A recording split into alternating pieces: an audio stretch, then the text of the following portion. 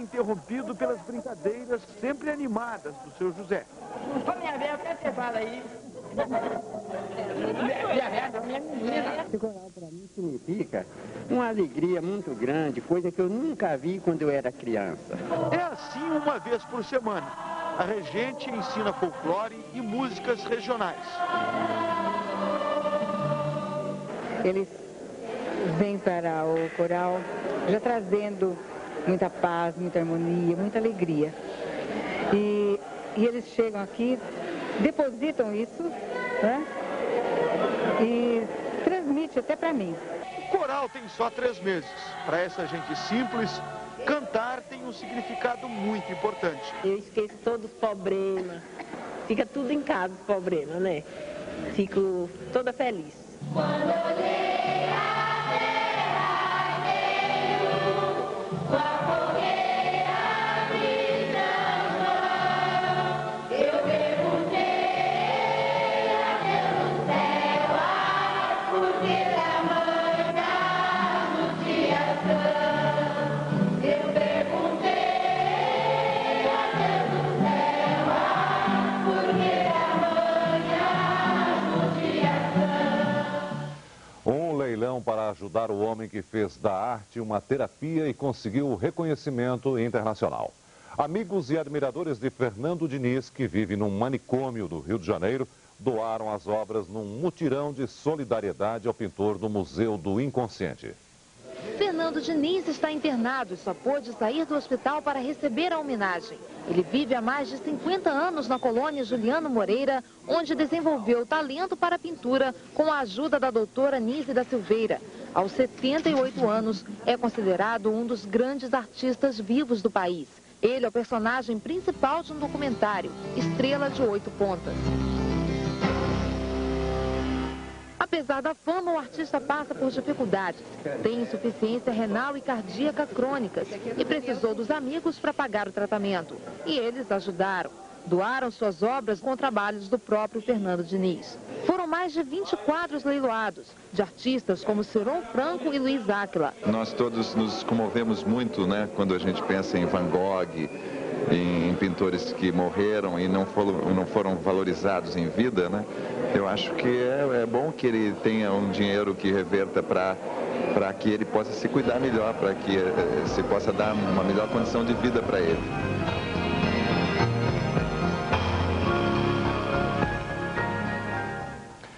Os educadores já descobriram que os esportes e a música são muito importantes, principalmente para as crianças que não têm uma estrutura familiar.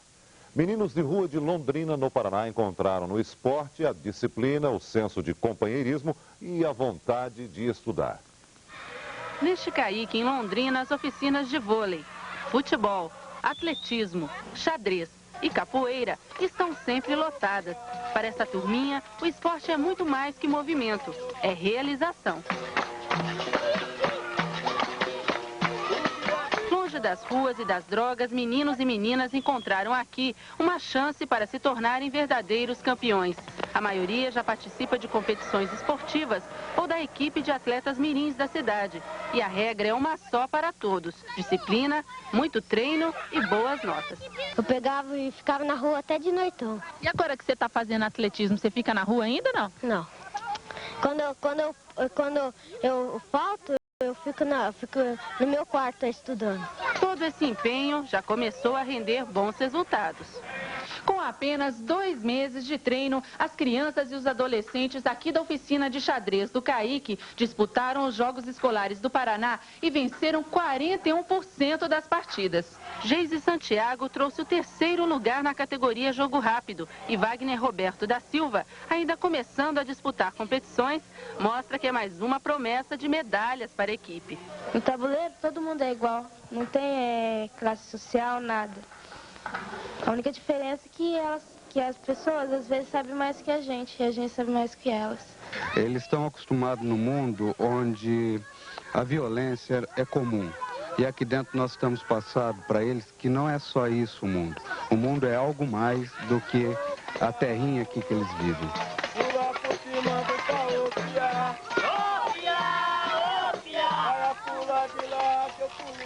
Os japoneses inventaram a qualidade total para melhorar a produtividade de fábricas e empresas. A ideia é que todos devem cuidar do lugar onde trabalham, porque se tudo estiver limpo e bem conservado, todo mundo vai sair ganhando. Baseado nessa filosofia, um empresário de Curitiba resolveu implantar na escola o que deu certo na empresa dele. No currículo desta escola, além de português, matemática, geografia, os alunos estão tendo também aulas sobre qualidade total. Um programa criado pelos japoneses para combater o desperdício, a sujeira, a bagunça nas fábricas e que está sendo aplicado aqui. Se a nossa sala de aula está limpa, bonita, nós temos que ver que nós também somos bonitos. A base de tudo, 5 etapas chamadas de 5 S's. Senso de utilização, senso de ordem, de limpeza, de saúde, senso de autodisciplina. Com o senso de utilização, os alunos fizeram uma faxina completa nas mochilas, tirando tudo que não tinha necessidade na escola. Com o senso de ordem, professores, alunos e funcionários aprenderam a cuidar melhor do ambiente. A despensa da merenda foi toda reorganizada. As cozinheiras dividiram melhor as tarefas. O pomar era abandonado, cheio de entulhos, e os estudantes faziam guerra de limão na hora do recreio. Depois da lição, o pomar ganhou inclusive uma horta. O programa de qualidade vai sendo adaptado a todas as atividades da escola. O senso de limpeza é uma das lições aprendidas no programa de qualidade total. Os alunos agora fazem mutirão para manter a escola limpa. Ensina o que se faz, o que deve fazer para ajudar a escola e a todo mundo. Viver num ambiente mais limpo, né? Ninguém se importa em vir à escola, mesmo fora do horário de aula, para participar do mutirão. Tanto o trabalho e as carteiras, com certeza, vão ser menos riscadas. A gente sabe que muita gente se esforça para limpar agora, a gente sabe quantas pessoas sofrem, a gente não vai ter coragem de sujar, né? Os próximos passos são o senso de saúde e autodisciplina. Tendo o terceiro senso, que é o de limpeza, a gente tem o quarto, que é o de saúde também. E eu acredito que na parte de manutenção vai ser bem mais fácil trabalhar com eles agora, depois dessa conscientização toda.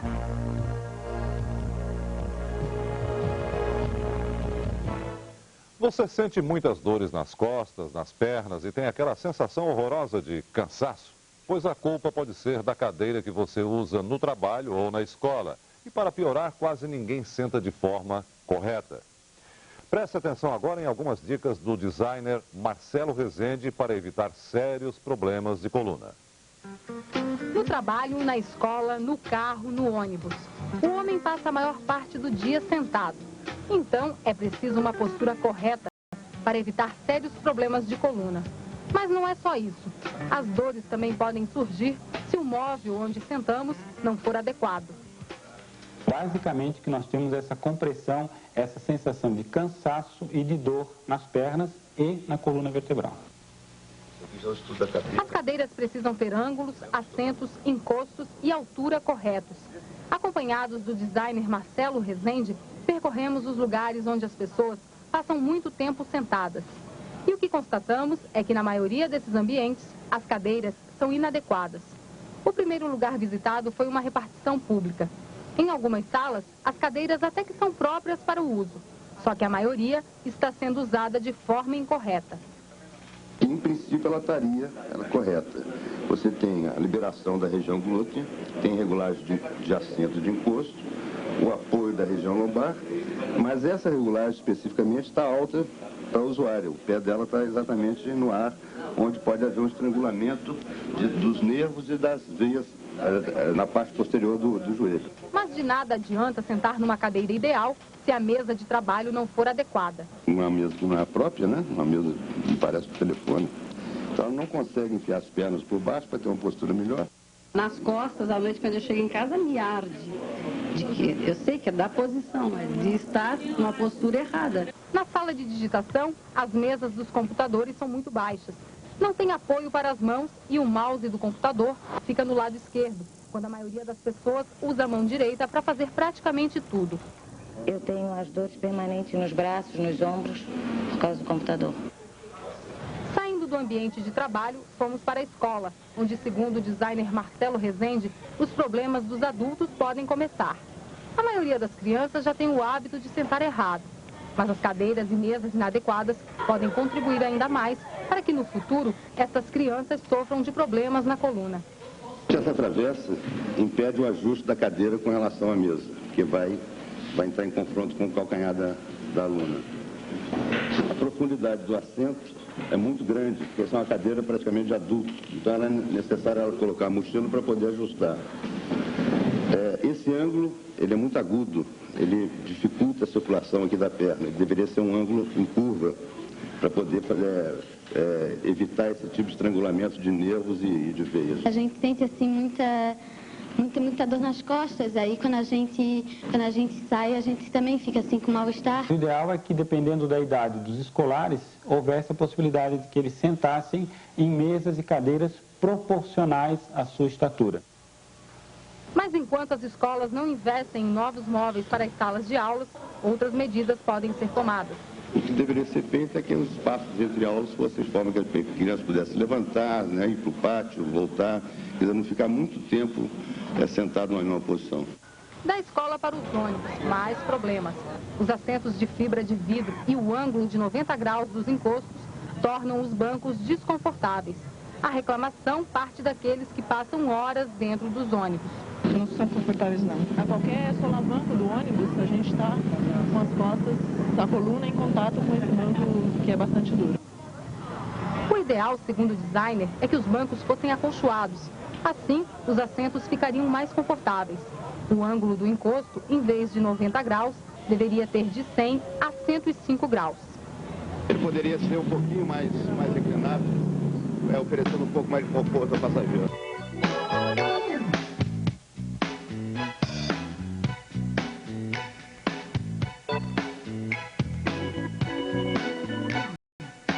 O inverno chegou no sul com clima de outono. Por enquanto, as temperaturas ainda não baixaram muito, mas temos algumas dicas para aqueles dias mais gelados que vêm por aí. Se você assistiu aos desfiles brasileiros de inverno, ou já andou espiando as vitrines da sua cidade, deve ter notado que a moda para a estação fria está propondo uma seleção de itens leves, exigindo uma produção esperta para não passar frio. Você não vai precisar de roupas grossas se estiver com os pés e o pescoço agasalhado, pois são estes pontos que geram maior desconforto. O pescoço pode receber a sofisticação de echarpes de seda, que aquecem tão bem quanto as de lã. Blusas amarradas nos ombros também solucionam o frio numa receita que rejuvenesce e pode ser usada por pessoas de qualquer idade. As mantas de lã propostas nesta temporada fazem conjunto com outros elementos de charme, dando um trato de inverno até nas roupas de meia estação. Para manter os pés quentinhos, use meias grossas com botas ou mocassins, mas lembre-se que os sapatos de inverno devem ser mais folgados para que, mesmo com o volume das meias, permita espaço para os dedos e para o ar circular, mantendo os pés aquecidos. Os sapatos com solados sintéticos evitam que a umidade passe para os pés. Aquecendo as mãos, o frio parece menor. Escolha roupas com bolso ou use luva de pelica ou malha para um toque de charme e conforto. Proteger a cabeça também é garantia de bem-estar.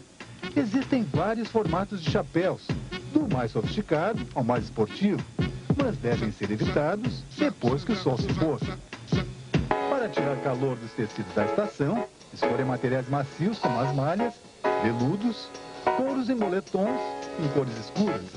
Sobrepondo essas peças leves, em cima de camisetas justas em algodão, além de um super efeito, vão aquecer mais que peças pesadas, permitindo ainda muitas variações.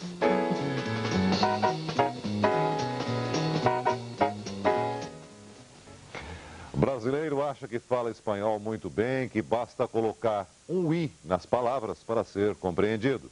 O que acontece é que as pessoas fazem um papel ridículo e muitas vezes dizem coisas com significado totalmente diferente do que pretendiam. En serio te digo, por eso me hicieron llamar, para hablar en castellano y escuchar a la vez qué te estoy diciendo. Não é fácil entender e falar o espanhol. mas o brasileiro é bom de papo. O preço dessa televisão, por favor? O preço está saindo 137, 1.337 dólares. Graças. Pronto, foi bem, né? Acho que sim, né? Foi uma exceção, porque a maioria... Não hablo. Mas tem gente que apela para o portunhol. Com um simples i no meio da palavra, o português vira espanhol. Qual o preço desse produto? É um vexame atrás do outro. Ainda bem que alguns vendedores se preocupam com a nossa fama do outro lado da fronteira. É tudo português. Se falar espanhol aqui, aí o negócio complica. Dos dois lados não se acertam, não. Comprar pode ser fácil, mas pedir um emprego em portunhol pode levar o brasileiro ao lugar errado. Se nessa loja você pede por um serviço, o gerente provavelmente vai lhe indicar essa porta. É que em espanhol, serviço quer dizer banheiro. Seria muito mais interessante falar um português bem devagar, despacito, como eles dizem, que seria menos ridículo que tentar falar uma língua que a gente não sabe. Mas numa lição o brasileiro não falha. Seja qual for o idioma, ele está sempre pronto para pedir um desconto.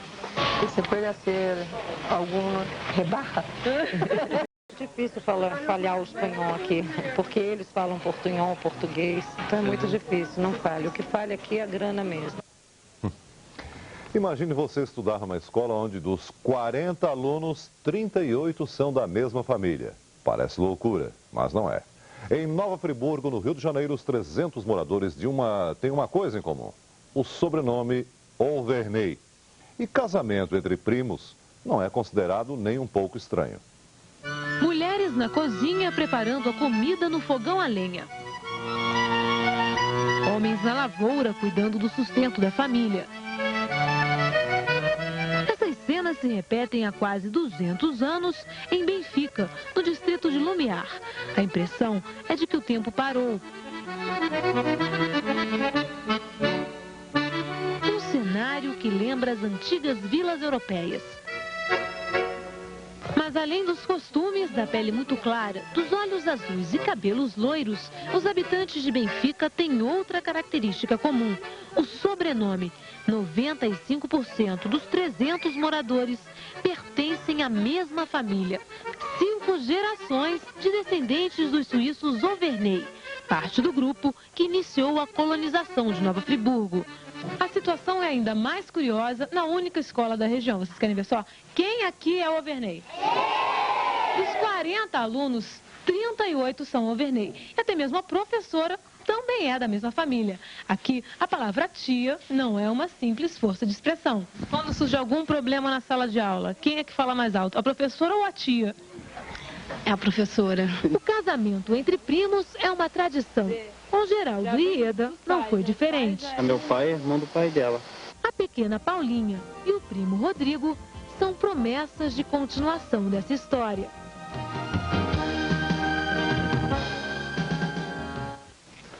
Rosas que florescem no meio da Caatinga. O deserto que foi transformado em solo produtivo no estado de Israel e a experiência de cultivo foram trazidas para o sertão do Nordeste por um israelense apaixonado por flores. Para crescer sob o sol escaldante do sertão, elas precisam da proteção de uma estufa. Aqui tudo é adaptado para que as rosas acostumadas ao frio possam florescer no calor. Além da irrigação nas raízes, outro sistema funciona como uma ducha para refrescar. O produtor tenta controlar a temperatura, a umidade e o vento. Sensíveis, as rosas mostram o menor sinal de queimadura nas pétalas. A ousadia de produzir flores em pleno sertão é do israelense Armond Malou. Ele é o único produtor da região a plantar rosas, crisântemos e essas flores miúdas, as gipsofílias. Esta é a variedade que melhor se adaptou aos canteiros a céu aberto. Para chegar até esta rosa foram 4 anos de pesquisa. Persistência e muito trabalho são heranças que o produtor trouxe do Moshav, pequena comunidade de agricultores em Israel. As primeiras mudas vieram de Israel. Hoje são produzidas aqui mesmo. A cada semana são colhidas 360 dúzias de flores numa área de 2.400 metros quadrados. Para quem prefere girassóis, também tem. O preço é vantagem que não pagar o frete que eu vendo é mais ou menos metade do preço do sul do país. Os românticos aqui agradecem. E eu também.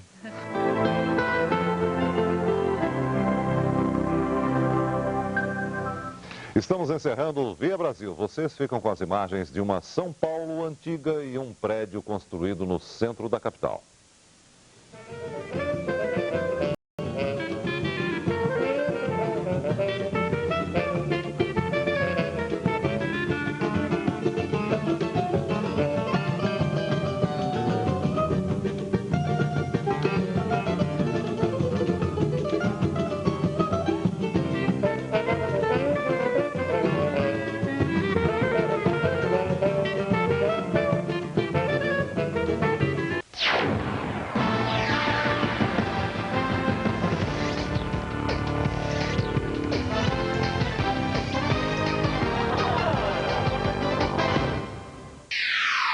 Neste sábado, a história e o futuro de Hong Kong.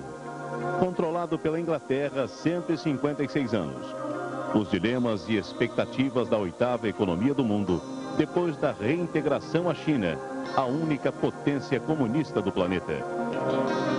Hong Kong, uma cidade, dois mundos. Apresentação, André Trigueiro. Com a participação dos comentaristas Emir Sader, José Carlos Monteiro, Simone Duarte e William Vac. Neste sábado, 10h30 da noite.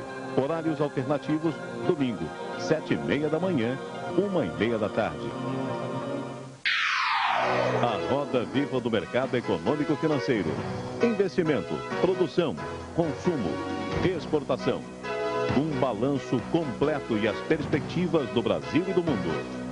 Conta Corrente, o seu jornal de economia. Com Tamara Leptel e Sérgio Aguiar.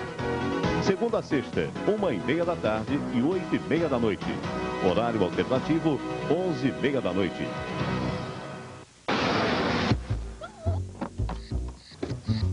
Olha o que eu comprei para dar de presente para minha mulher. Vaporeto. Ele é fantástico. Limpa tapetes, carpetes, estofados, cortinas, limpa o fogão, limpa a geladeira, limpa entre os azulejos, limpa o quarto, a sala, a cozinha, o banheiro, limpa a casa inteira. Agora, só tem um problema. Será que o Vaporeto vai limpar a minha barra? Isso são horas! Dê um Vaporeto pensando em você. Limpa até sua barra. Notas curtas, irônicas, certeiras. Informações exclusivas sobre os bastidores do poder. A reunião mais secreta. As colunas sociais se transformaram em sessões de assuntos variados. Mas não esquecem da última festa, do casamento mais quente. É o encontro dos egos mais inflados do país. O programa N de Notícia reúne Maneco Miller, o pioneiro do colunismo, e o incansável Ricardo Boechat. Também ouvimos Joyce Pascovitch. Essa conversa você vai acompanhar domingo no N de Notícia. N de Notícia, com Carlos Tramontina. Neste domingo, 10h30 da noite.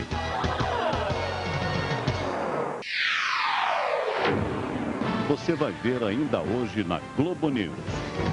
Tendências, estratégias, bastidores. As personalidades da economia em entrevistas reveladoras. Conta Corrente Especial.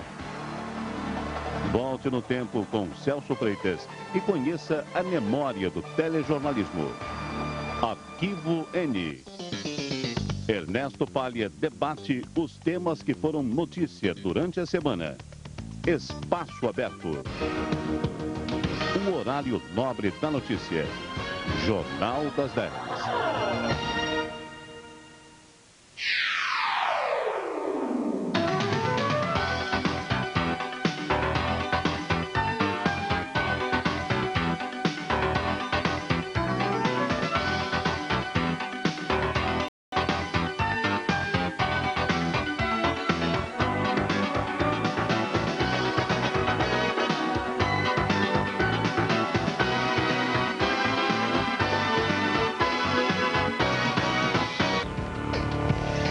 Globo News.